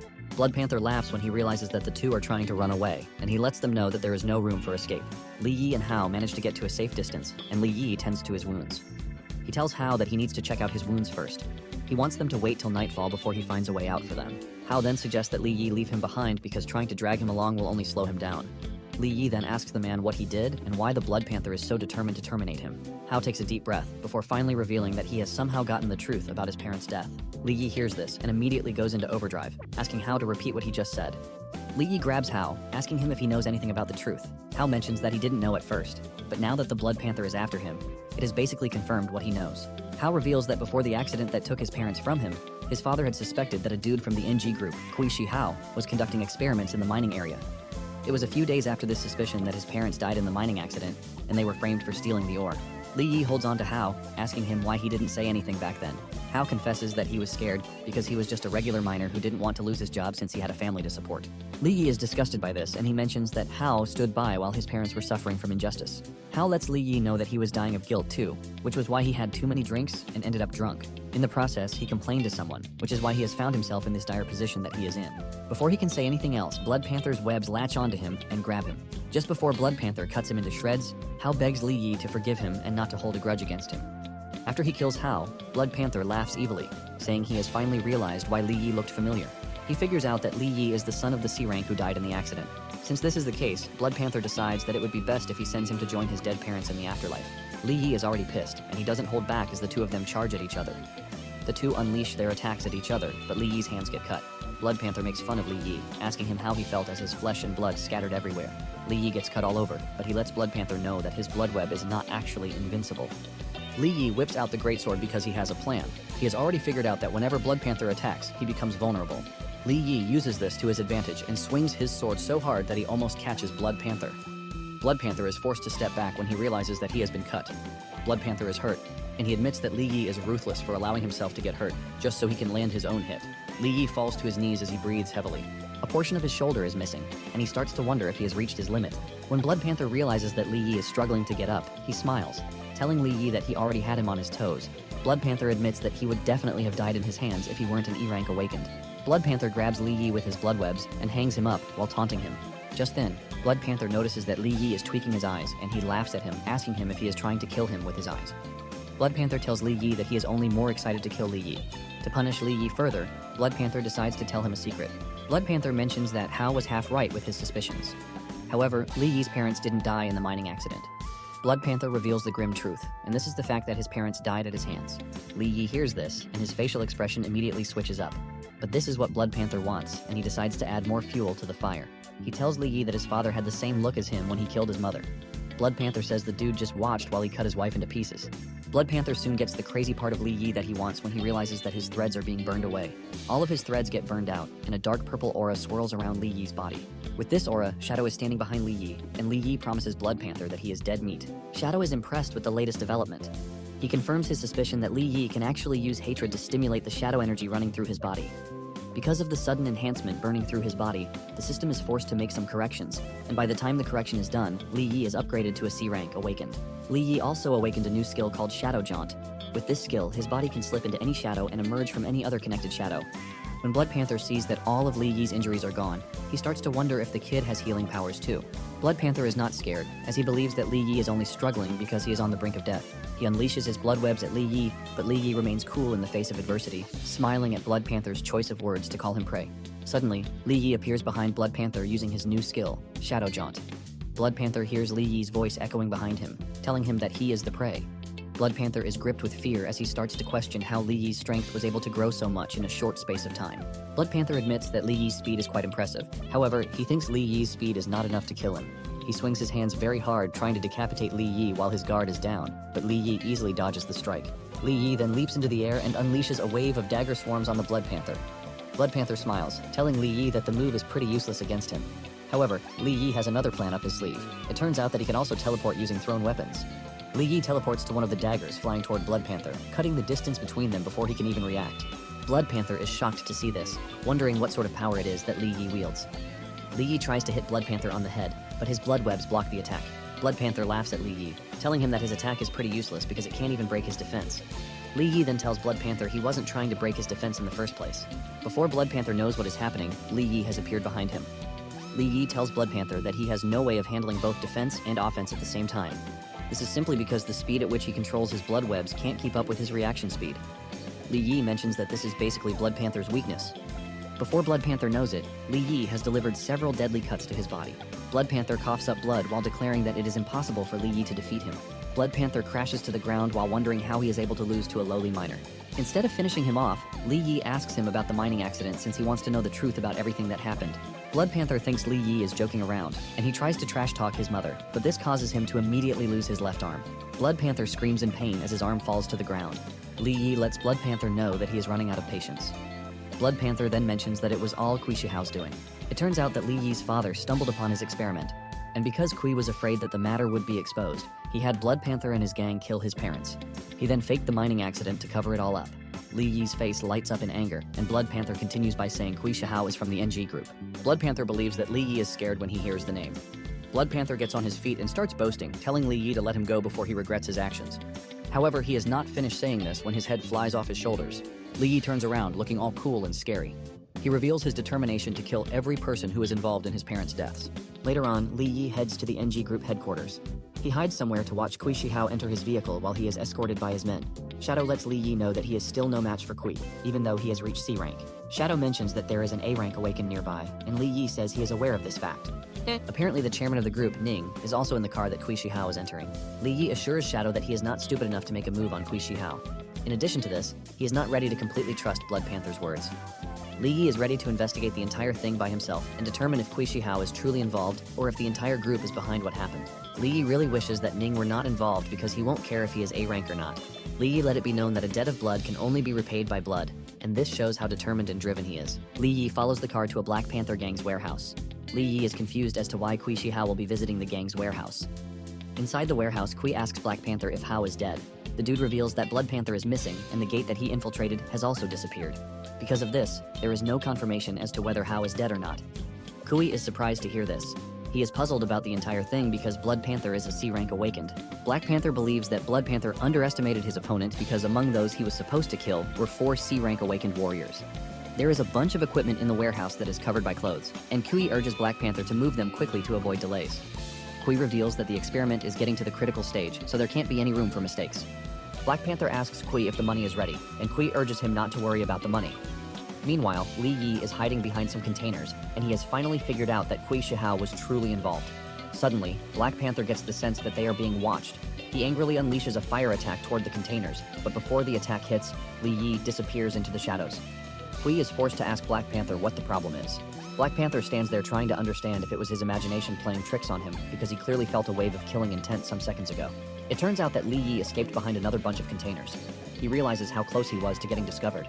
It dawns on him that his C-rank strength is not actually enough. The next morning, Li Yi heads to the Qin headquarters. Shadow is surprised to see that Li Yi is not looking for available missions, but he has come to the Qin headquarters. Shadow asks him what he is doing at the headquarters, and Li Yi reveals that he is at the headquarters to find the third fragment, and in addition to this, he wants to see how much the big sword is worth. Upon entering the building, an attendant walks up to him, asking him if there is anything she can do to help him. Li Yi then reveals that he is looking for Miss Qin. The attendant asks him if he has an appointment to see her. She is about to continue with her explanation when a dude in a white suit enters the building, accompanied by his girlfriend. The girlfriend turns out to be the trash, Su Qing. The lady calls Li Yi a poor miner who has no place in the building. She also trash talks him for saying Qin's name with no respect.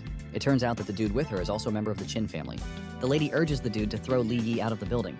Li Yi cannot believe that this is how the Longmen 3rd Street behaves whenever they see a guest.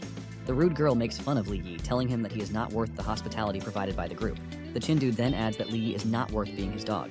Li Yi is left to wonder if everyone in the family has an issue with arrogance. Realizing that things have gone south, Li Yi decides that there is no need for him to contact Qin again.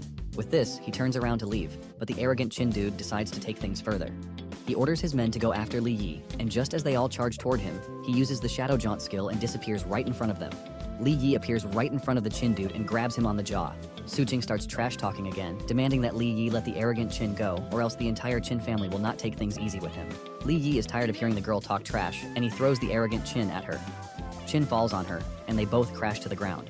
Li Yi stands amidst the guards that he has defeated, and he tells the arrogant Qin that he is only letting him go because of his sister, Qin Xiyin. Just then, the dude in a white suit appears right behind Li Yi, threatening to kill him. He unleashes his firepower and dives straight for Li Yi. Li Yi whips out his dagger, ready to decapitate the attacking fellow. Before he gets to do this, the masked dude, who was with Qin Xiyin before, shows up. He jumps between them and stops the two from attacking each other. Momentarily, a terrifying white-haired lady, Qin Xiyin, appears behind Li Yi, telling him that he must be very brave or foolish to have decided to cause trouble at the headquarters. The dude in a suit screams at Li Yi, telling him that he is dead because he caused trouble at the headquarters. Surprisingly, Qin Xiyin just demands that they throw him out of the building. The dude believes that this is letting Li Yi off too easily and wants to protest the decision, but the dude in a mask just lifts him up from behind like he is nothing. This shocks the dude in a suit as he asks the lady why he is the one getting picked up. He tries telling Qin Xiyin that he is her cousin, and he mentions his name just in case she has forgotten him. Even Su Qing is shocked as she tries to explain the situation, telling the white-haired lady that Li Yi was the one who caused trouble. She claims that Li Yi blatantly called her name, and her boyfriend only wanted to avenge her honor. Just then, Qin Xiyin mentions that Li Yi is her friend, and she doesn't see any problem with him mentioning her name. Su Qing is shocked to hear this, but before anything else, Qin Xiyin orders that the guards throw out her cousin's friends. Su Qing is grabbed by one of the guards, and as they carry her outside, she screams at the top of her voice, reminding the dude in a suit that she is his girlfriend. She wants the dude to speak up for her since she gave up everything for him. Qin Xiyin then turns to the dude and tells him to stop dragging the Qin's family name through the mud. She lets him know that she is not going to forgive any other offense from him. After she is done with the troublemakers, Qin Xiyin walks up to Li Yi with a smile on her face, telling him that she didn't expect him to come. Since he is there already, she urges him to enter and take his seat. It turns out that the dude who caused all the trouble was just a dude from the branch of the family. Chin Si-in apologizes for this, and Li Yi assures her that it is all good since every family has a dude who is annoying. Just as she is leading him to her office, an attendant comes to inform Chin Si-in that the president wants to see her. Chin Si-in tells Li Yi to have a seat while she talks to her father. As they walk away, Si-in asks the attendant if the president wants to see her for something important, but she replies that she has no idea. She mentions that the president only asked to see her, and she quickly came to get her. Moments later, a scary giant old man approaches Li Yi, asking him who he is.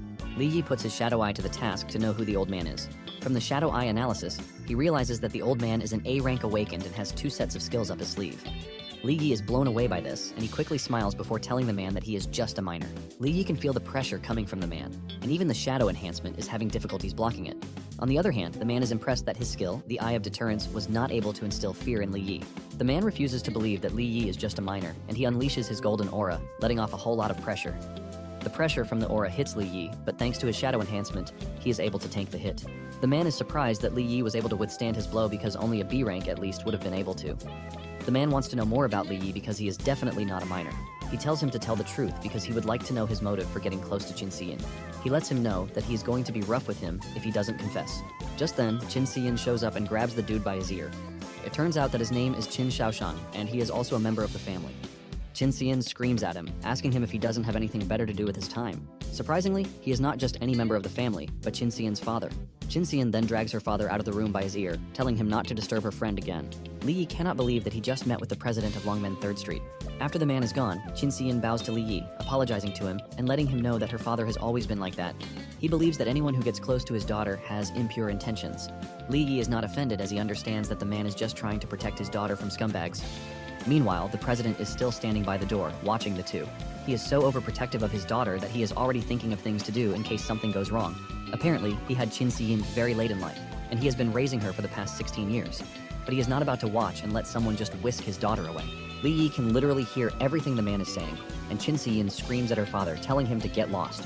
Once they sit down to talk, Chin Si-in gives Li Yi a card that is worth $5 million. Apparently the sword is a bit special, but the client wants to do a proper appraisal before setting a specific price for it. Li Yi assures Chin Si-in that he has no problem with any arrangement that is done, but he actually came to the headquarters for something else. Li Yi brings out the shard and asks Chin Si-in if she knows if there is anywhere else he can get the shard. Si-in reveals that the shard was common in the past, but recently it has become very rare because someone has been buying them and storing them in large quantities. Si-in then tells him that he might try the auction at Longmen 3rd Street, and he might get lucky to find one there. Li Yi takes the advice and thanks Si-in for it. Shadow wonders if it is related to the people he is going after. Later on, the dude in a mask gathers information on Li Yi. He learns that Li Yi has always been an ordinary person, and because of this, he was only classified as an E-rank awakened. But because there was no trace of special energy in him, he was still given the title of a minor. After giving the president all the info he has, the president wonders how Li Yi was able to jump from E-rank to C-rank in a couple of days. He wants to believe that Li Yi has been hiding his strength all along. Just then, his phone rings, and it turns out to be one of his clients, Huo. Xiaoshang picks up the call, asking Huo why he called him. Huo then asks Xiaoshang if he still has more of the great swords that his daughter sent to him. Xiaoshang says he is not sure but asks Huo why he is asking for the sword. Huo then urges Xiaoshang to ask if there are still any left because he is ready to buy them all. Xiaoshang presses further, asking Huo if the sword has some special attribute to it. Huo says he can't say much about it, but he can assure him that the sword has what it takes to raise the overall strength of their army. Xiaoshang is shocked to hear this, and he realizes that Li Yi's strength and identity are a mystery, and even the weapon he casually whips out is out of the ordinary. The old man agrees that Li Yi is truly complex to figure out. Later on, Li Yi attends the auction, and he comes across a bunch of rare fragments. This raises his hope that the shard he is looking for might also be present there. Li Yi finds Zhou and Su Qing at the auction. Su Qing is seen wrapping her body all around Zhou, telling him she has nothing to do with the dude from the Qin branch family. She assures Zhou that she has also quit her job at Qin Corporation just so she can get away from him. Zhou is happy that his girlfriend has quit her job, and he assures her that he is going to take care of her. When Zhou sees Li Yi at the auction, he is surprised, and he just assumes that Black Panther hasn't made a move against him. Zhou decides to be a piece of trash again, asking Li Yi how a minor like him managed to sneak into the auction. Li Yi turns around to look at Zhou, telling him that he must be suffering from amnesia. He says Zhou must have forgotten what it felt like to be slapped by him some days ago. Li Yi unleashes a terrifying aura from his body that scares Zhou, and he starts begging Li Yi not to come close to him. Suddenly, Black Panther shows up on the scene and tells Zhou that he is a real disgrace to the gang. Black Panther walks toward Li Yi, telling him that slapping Zhou is the same as embarrassing the Black Panther gang. Black Panther grabs him by the shoulder and exerts so much force on him, demanding that he get on his knees to apologize. The pressure from Black Panther is enough to crack the ground under Li Yi's feet. Li Yi smiles, telling Black Panther that he should keep dreaming about him kneeling down to apologize. Black Panther grins, admitting that he didn't expect someone like Li Yi to be so tough. Joe then decides to jump into the conversation, telling Li Yi to know his place and get on his knees. Just then, Chin Si-in and her masked guard arrive on the scene. Chin Si-in lets Black Panther know that he is free to come to the auction as long as he is there to spend money.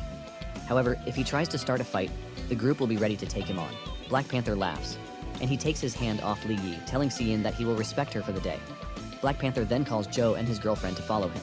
Chin Si-in walks up to Li Yi, asking him if he is fine, and he assures her that he is good. As they walk away, Black Panther asks Joe a surprising question. He asks Joe how he managed to get on Li Yi's bad side. Joe then lies that Li Yi is the one who stole the precious sword he wanted to give Black Panther as a tribute. He reminds Black Panther that he was also the one who boasted that he was going to wipe out the gang. Black Panther immediately grabs Joe by the shirt and he holds him up, asking him if he is sure about what he is saying. Joe says yes, and Su-Ching quickly contributes to the conversation, saying she can testify that he was the one. Momentarily, Kui walks up to Black Panther, asking him what the problem is. Black Panther reveals that Li Yi was one of Blood Panther's targets, and he still doesn't know how he is alive. Kui immediately comes up with the possibility that Li Yi was the one who killed Blood Panther. Joe argues this, saying Li Yi is just an E-rank piece of trash. He believes that there is no way he is a match for their second-in-command. Li Yi turns around to see Kui Shihao, and he is filled with rage again. He unleashes a very terrifying aura, and when Kui takes a better look at Li Yi, he realizes that he knew Li Yi as a weak kid. Confusion and curiosity are written all over his face. Li Yi then asks Chin Si-in why she came to the auction. She reveals that her father was the reason she came because he insisted that he would like to see Li Yi. Li Yi is shocked when he hears this because he knows what happened the last time, and he asks Chin Si-in if the old man will attack him again, but she assures him that he will not dare to attack Li Yi since she is present at the event. Just then, they walk past Kui, and Kui reveals his shock at seeing Li Yi at the auction. Sarcastically, Li Yi mentions that he is just a lowly character, forced to work in the mines to pay off his debt. Li Yi then says there is no world where he is supposed to meet a high-level executive like Kui. Kui tries to shift the blame, saying the decision on how to handle his parents' case was made by the higher-ups.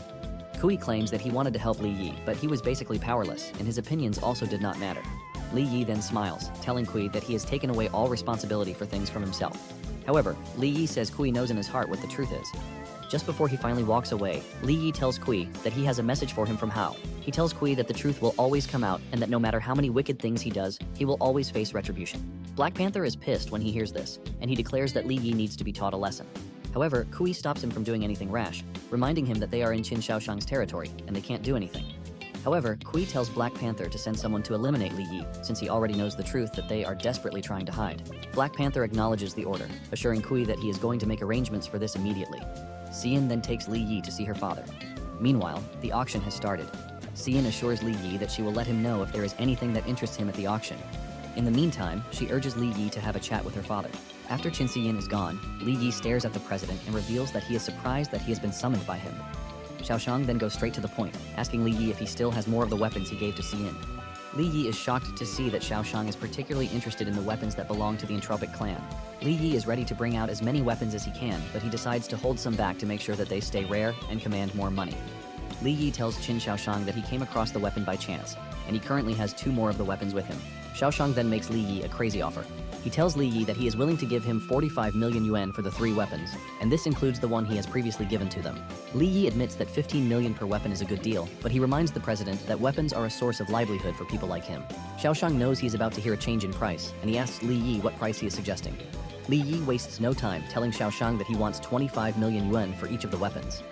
Xiaoshang is shocked when he hears this, and he admits that Li Yi has some nerves under him. Just then, Si-in enters the room, telling Li Yi that the item he wanted has appeared on the auction list. Si-in also uses her influence to make her father agree to what Li Yi wants. Xiaoshang tells Li Yi that he will transfer 70 million to him at that moment and pay the rest later. Si-in takes Li Yi to the auction room and points to the item he is interested in. Everyone starts bidding on the shard, and Li Yi is quite impressed that they have one of the shards with them. Since he has over 70 million with him, he believes that this should be enough to win the item. Li Yi wastes no time bidding 30 million so he can intimidate the other buyers and get them to back off. However, bidding 30 million takes a huge chunk of his finances. When Black Panther realizes that Li Yi is the one who is bidding for the shard, he wonders why he is bidding on the shard specifically. The host is about to announce Li Yi as the winner when Kui raises his card, bidding 50 million right off the bat. He wants to see how much money Li Yi has to compete with him. Li Yi then counters the offer by bidding 60 million too. Even Chin Si-in is shocked when she sees this. Xiaoshang also advises Li Yi not to squander the money he just earned on an item that isn't worth it. Si-in agrees with her father, telling Li Yi that Kui is intentionally driving up the price. Apparently, the shard didn't usually sell more than 10 million in the past. However, Li Yi is not about to give up since he is ready to put his last penny up to make sure that he gets the shard. Li Yi then decides to play a very smart game. He turns to Xian and her father, telling them that he would like to know who is the richest between the NG group and the Qin group. Xiaoshang tells Li Yi that his group is far richer than the NG group, but he wants to know why he should help Li Yi. Li Yi then tells Xiaoshang that he has no choice but to help him because he has the swords he desperately wants. At this point, Kui has already bid 70 million for the shard. Xiaoshang says he will take 2 of the swords for the previous price, but he believes that Li Yi still doesn't have enough to compete. Li Yi then assures Xiaoshang that no matter where the bid ends, he is able to produce the number of swords to cover the cost. Xiaoshang is shocked to hear this, and he starts to wonder if Li Yi truly has more of the swords with him. The host is about to declare Kui the winner, and Xian notices that her father is still contemplating what to do. She grabs her father's ear, asking him why he is being fussy over a small amount of money. She assures him that she will pay him the money if Li Yi can't produce the weapons needed to cover the cost. Xiaoshang is forced to agree to the deal, and just as they are about to declare Kui the winner, Xian drags Li Yi outside so he can make a counterbid. Li Yi is totally blown away by the amount of money that the rich people have because 100 million is nothing to them. Li Yi then rushes to the balcony to raise his hand and bid 100 million for the item. At the same time, Kui is desperate to get the shard because he needs it for the project he is working on. Kui immediately doubles the bid, putting up 200 million. Li Yi follows suit, and he bids 300 million for the shard. This bidding war continues, leaving the other guests totally stunned as they believe that Li Yi and Kui have gone crazy. This creates a discussion among the other guests who don't think the shard is worth the amount they are bidding for it. One of them concludes that the two bidders are just engaging in a bidding war and it is no longer about the value of the shard. Black Panther tells Kui that Li Yi is clearly against them, but Kui is confident that Li Yi can't keep up. Kui soon raises the bid to 1 billion, shocking everyone in the room. Xian figures out that Kui is just provoking them at this point. However, Li Yi doesn't think this is the case. He knows Kui very well, and he knows that he won't spend so much on an impulse. This is when it dawns on Li Yi that there is more to the reason why Kui is bidding so much money for the item. Xiaoshang comes over again to tell Li Yi to think his decision through. He mentions that the bid is already at 1 billion, and he doubts that Li Yi can produce that many weapons. Xian then cuts in, telling her father that she has already promised to cover whatever is left, and she urges him to stop disturbing them. Xian pushes Li Yi, telling him to bid more before Kui wins the shard. Just then, Li Yi raises his hand and doubles Kui's offer, bidding 2 billion for the shard. Kui is shocked when he hears this, and he takes a moment to think about his next decision. Black Panther is left wondering how Li Yi got his hands on so much money. Kui then reveals that there is no other explanation other than Xiaoshang, because there is no way Li Yi can get his hands on 2 billion. Kui is extremely furious at this point, but he no longer has the power to bid, and Li Yi wins the bid. Xian is glad that Li Yi won the bid, and she hugs him. Even Li Yi is surprised that Xian is excited. Xian then reveals that she loves it when bad guys lose. While the two are still celebrating, Xiaoshang kills the mood again, telling Li Yi that he now has to produce 70 great swords. He wants to know if Li Yi can truly produce such a high number of weapons. Li Yi replies that things are precious when they are rare because too many of something causes the price to reduce. Li Yi doesn't consider the swords very precious again, and he immediately summons over 100 swords right in the room. Li Yi tells Xiaoshang that the swords he has just produced should be enough to cover his 2 billion fee. Xiaoshang smiles when he sees this, and he admits that Li Yi is a straightforward kid. Xiaoshang figures out that Li Yi is a rare gem, and it would be a blessing if he could work for him. Just as he is about to leave, Xian lets Li Yi know that he can always call on her whenever he has something crazy that he wants to do. Meanwhile, Xiaoshang is having different thoughts in his head about Li Yi. He immediately tells Xian that it is time they head home because he is trying to prevent Li Yi from stealing his daughter away from him. They tell Li Yi that he can head to the auction office and pick up the item that he won directly. Li Yi thanks Xiaoshang for the help, but before Xiaoshang steps out, he leaves Li Yi with a piece of advice. He tells Li Yi that he has some skills that he can boast of, but he lets him know that he is not strong enough to take on the NG group by himself. Xiaoshang lets Li Yi know that it is good to have partners sometimes. Xiaoshang then lets Li Yi know that he can always contact him if he is interested in taking up the offer. Meanwhile, Black Panther and Kui have gotten information that Xiaoshang and his daughter have left the venue of the auction. The only one left there is Li Yi, who is waiting to pick the shard. Black Panther wants to make a move, but Kui berates him, telling him not to. Kui says they will make their move once Li Yi leaves the territory that belongs to the Qin group. Kui doesn't want anything else to interfere in their business, and Black Panther assures Kui that there is nothing to worry about because he has ordered 3 C-rank experts. Black Panther lets Kui know that Li Yi has no way out this time around. Momentarily, Li Yi leaves the auction venue, and he figures out that Xiaoshang has been digging up information on him because the last statement he made was one that is meant to win him over. Li Yi believes that forming an alliance with no strings attached is not a bad idea for him. Shadow then tells Li Yi that Xiaoshang is just an A-rank awakened, but he lets him know that he can easily become S-rank if he has enough shards. Li Yi stares at Shadow weirdly, and Shadow figures out that Li Yi doesn't believe his word. Li Yi then tells Shadow that he actually believes him, but he is looking for a place to start the trial. Deep down, Li Yi doesn't believe Shadow because he knows that S-ranks are not easy to attain. To show how hard it is, there are only 9 S-ranks in the world. Li Yi continues thinking to himself, and he makes sarcastic remarks about what Shadow said, but he decides not to say it out loud to avoid provoking him again. Just then, Li Yi arrives at his rented apartment only to see that it is on fire. Panic ensues amidst the tenants as they all run for their lives, while some are looking for their loved ones.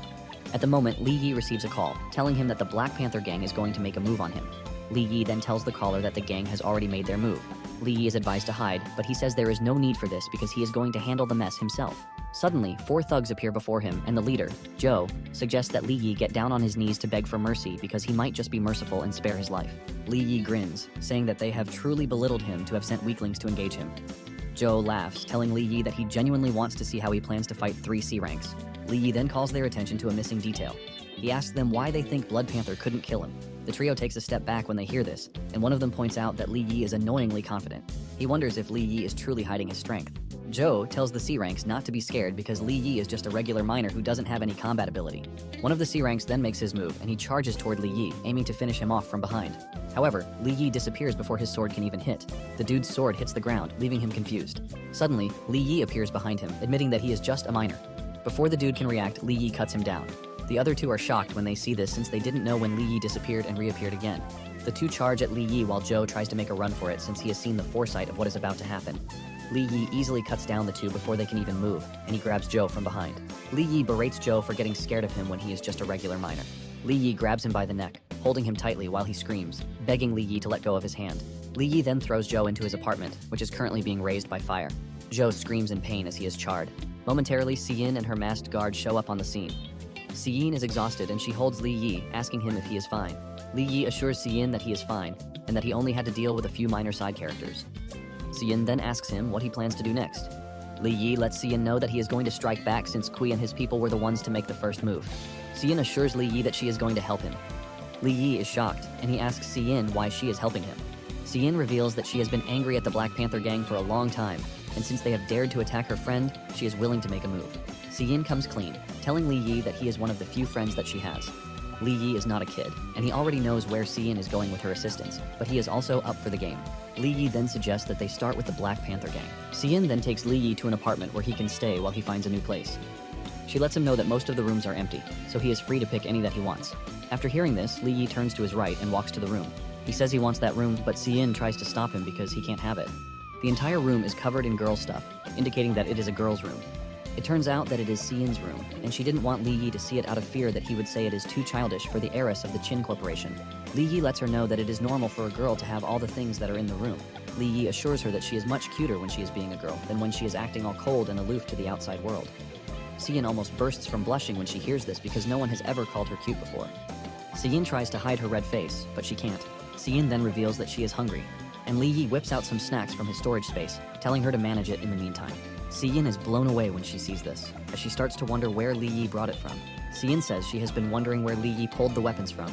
Li Yi then reveals that it is magic. Siyin immediately asks if he can teach her. Suddenly, Li Yi notices that someone is watching them, and he tells Siyin to head home.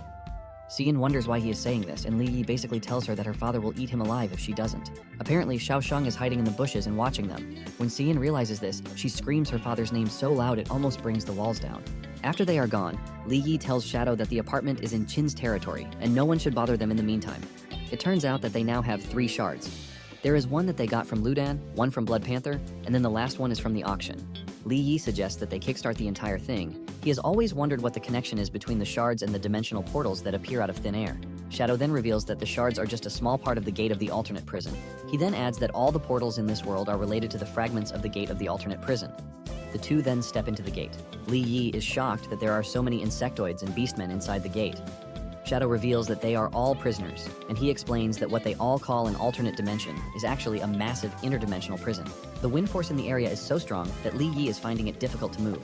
Shadow lets Li Yi know that all of his questions will be answered once he completes all the trials in the interdimensional prison. They walk up to a scary tall tower, which Shadow calls it the Sky-Reaching Tower. Shadow lets Li Yi know that it is going to be his trial ground. Li Yi is blown away by what he is looking at. He notices some big tubes attached to the tower, and he wonders if they are there to prevent the tower from blowing over.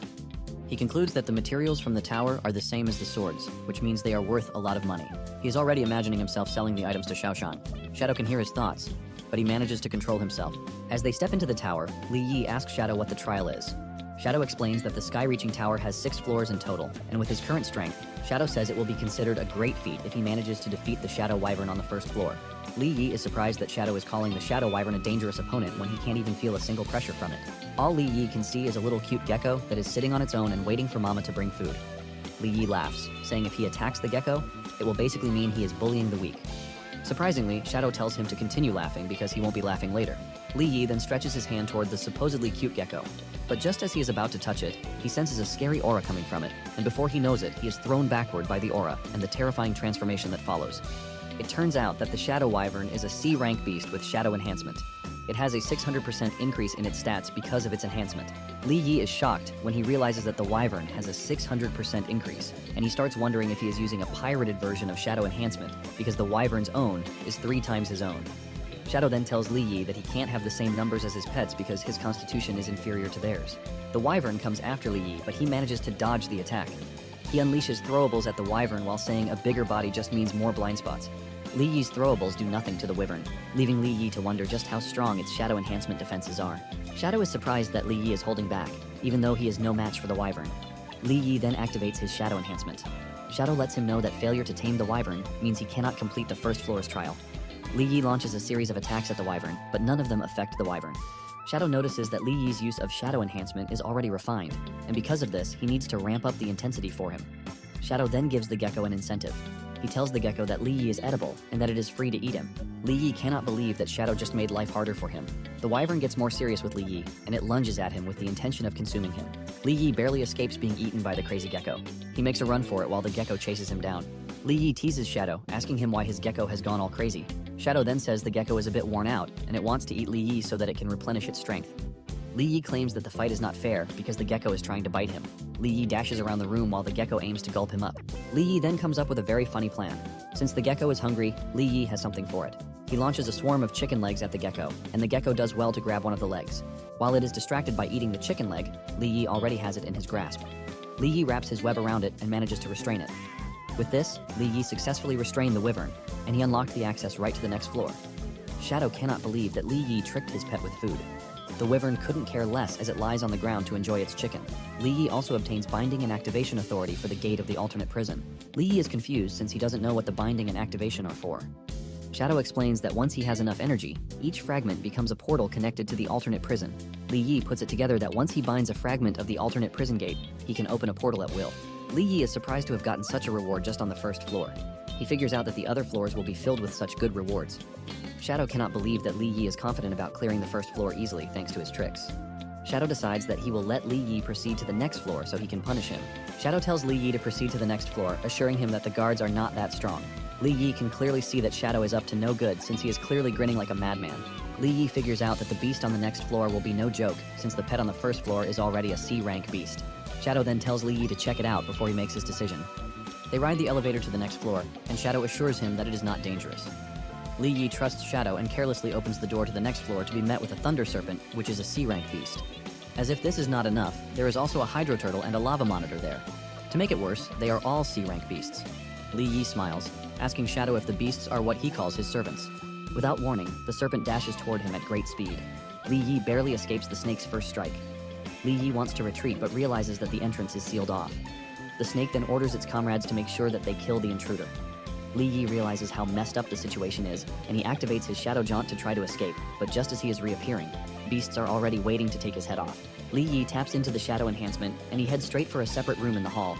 Relying on his speed, he is able to get past the beasts that are in his way, and he makes it to the entrance. He then slams the door closed, as he has almost died of exhaustion. Li Yi berates Shadow for lying to him about the floor. Shadow had earlier told him that the floor had only servants there, but this is not the case. Shadow claims that he wasn't lying, but it turns out that Li Yi's abilities are too poor to handle them. Shadow is grinning from ear to ear while saying this because this is exactly what he wanted. He wanted Li Yi to suffer, and he is getting what he wants already. Li Yi then asks Shadow what a molten lava minotaur can do. Shadow replies that it provides heating. Li Yi asks about the Thunder King snake, and Shadow replies that it provides electricity. He also asks about the Hydro Tortoise, and Shadow says it mops the floors. When he asks about the other side characters that are there, waiting to take him out, Shadow replies that they are there for chores. Shadow makes sure to give Li Yi sarcastic replies to make life harder for him. Li Yi almost crashes out, but there is nothing he can do. Suddenly, Li Yi gets the notification that an A-rank life form is approaching them. Li Yi turns around to see Xiaoshang and his daughter, and he wonders why the two are showing up at such an odd time. The two sit down to talk, and Xiaoshang mentions that he heard from Xiyin that he plans to fight the Black Panther gang. Li Yi confirms this and says that since they have started targeting him, he is done playing passive. He wants to take the fight to them. Xiaoshang then reveals that the Black Panther gang has always provoked him, but he never made a move. He asks Li Yi if he knows the reason behind this. Li Yi assumes that Xiaoshang didn't make a move because he is afraid of upsetting the balance. Qin Xiaoshang lets Li Yi know that he is right. He explains that the three great powers of the region are in a state of mutual balance. Apparently, Wu Tianshu, the city lord, controls the politics of Haicheng, while Ning and his group control the economy. And for Qin Xiaoshang, he holds the power in both economy and politics that is second only to theirs. Even though Xiaoshang detests the Black Panther gang for bullying merchants, he cannot act as long as the gang doesn't go too far. Xiaoshang says that if he acts against the Black Panther gang, Ning and Tianshu will possibly come together for an alliance against him. He says there is another possibility, and this is Qin and Ning suffering casualties, giving Tianshu the chance to take over everything. After hearing this, Li Yi asks Qin Xiaoshang if he has no interest in joining the fight. Xiaoshang takes a deep breath before telling Li Yi that he wants him and Xiyin to form a new faction to deal with the Black Panther gang. Basically, he is trying to start a proxy war. He will provide the money and the manpower for him and Xiyin to execute their plan. Since he is not directly involved, the other two superpowers will not dare to act rashly. He assures them that even if they fail, he will still make sure that they are safe. Li Yi is impressed with everything he has heard, saying he never expected Qin Xiaoshang to come up with such a brilliant plan. Xiaoshang then reveals that he only got interested in everything because his daughter was very persistent. Xiaoshang is in tears, as he believes that Li Yi has Xiyin under his control with the help of a love potion. Xiaoshang says he is putting up efforts and money, but his daughter might just end up running away with him. Xiaoshang concludes that it is going to end in his loss either way. He thinks of tying Li Yi up and dumping him somewhere far away. Li Yi is forced to tell the old man to stop thinking out so loudly. As usual, Xiyin pushes her father out of the room. She slams the door behind him and then asks Li Yi what his next plan is. Li Yi reveals that he is going to accept missions so he can get access to every publicly accessible dimensional gateway. Li Yi tells Xiyin that he needs to visit every gateway in the city, and Xiyin assures him that she will make the plans for that. Li Yi is confident that once he is completely bonded with the shards, the Black Panther gang is done for.